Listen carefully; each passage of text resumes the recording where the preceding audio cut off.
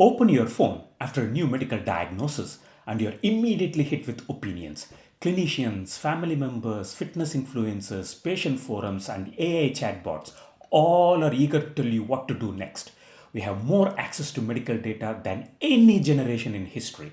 Yet, for a patient trying to make a serious health decision, this endless scroll of advice often creates confusion rather than clarity. Look at this chart mapping the health information landscape. We frequently fall into the confidence trap. We assume that a charismatic presenter speaking with absolute certainty on the right side of his x-axis must also have a high clinical reliability on the y-axis. But popularity is not the same as medical evidence. Social media algorithms are designed to hold your attention, not to cure your illness. They systematically push content down into your high confidence, low evidence zone. Nuanced medical reality gets buried beneath the sensationalism because panic drives engagement. If you simply observe whatever health advice appears on your feed, you are guaranteed to encounter persuasive misinformation. Finding useful guidance requires an active filtering system. Trusting biased online advice carries immediate financial consequences. Patients routinely spend thousands on proprietary supplement stacks and secret wellness programs that lack any verified medical backing. When you delay proven treatments to chase an unverified miracle cure, you compromise your foundation for long-term physical recovery. Beyond the physical and financial damage, there is a heavy psychological toll. Constantly reading conflicting high-stake opinions leaves you paralyzed with indecision and isolates you from your actual care team. You need repeatable system to navigate this. We are going to walk through a framework to help you separate predatory health marketing from actionable, reliable clinical signals. Filtering out the noise is about ensuring that misinformation doesn't distract you from the treatment that actually works. The first step in evaluating any medical claim is identifying exactly who is speaking. Look for a clearly named author and check their specific qualifications. If the source is anonymous or if they rely on vague credentials that you cannot verify easily, you need to pause there. A polished website from an unnamed creator presents a direct risk for your safety. Next, look for a sales agenda.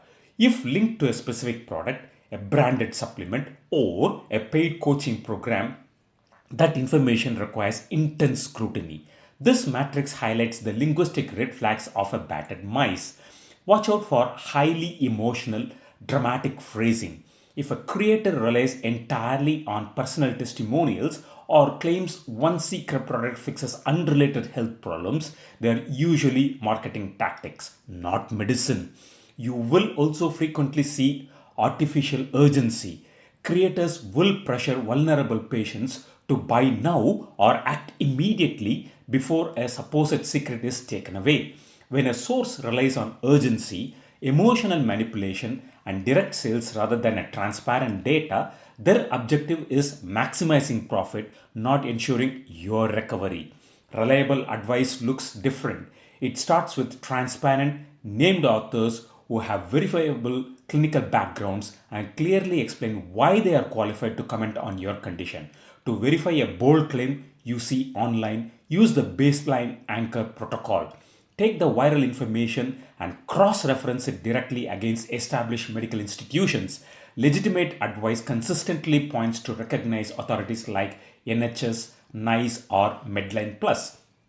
Trustworthy medical guidance is inherently balanced. It will always explain its limits, detail side effects, and acknowledge its scientific uncertainty instead of promising perfection. You must also check for currency.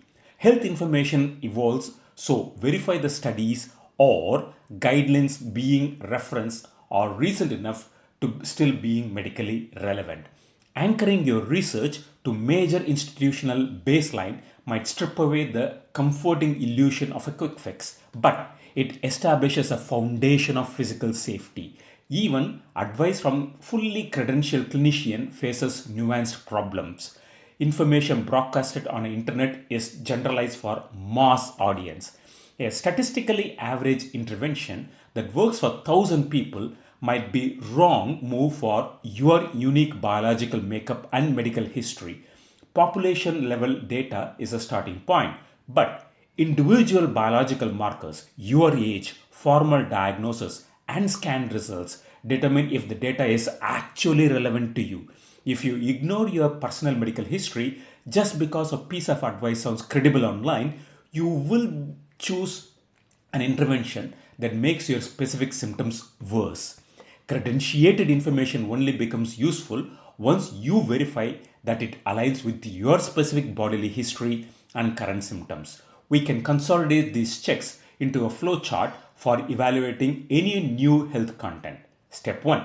Vet the source. Are they named? Are they selling something? Step 2. Vet the evidence. Is the information current and does it hold up when you compare it with established NHS or NICE baselines? Step 3 is the context check. Does this intervention actually fit your specific diagnosis, age, or imaging scans? Finally, apply the stress test. Would you feel comfortable bringing this advice into an open discussion with your doctor? By applying this workflow, you stop being vulnerable consumer of anxiety-induced noise and become structured researcher of your own health. If you are newly diagnosed, halt all social media scrolling right now. Stick strictly to the baseline sources like National Health Service and use them to write down 3 clear questions for your next appointment. If you are proactive patient exploring optimizations,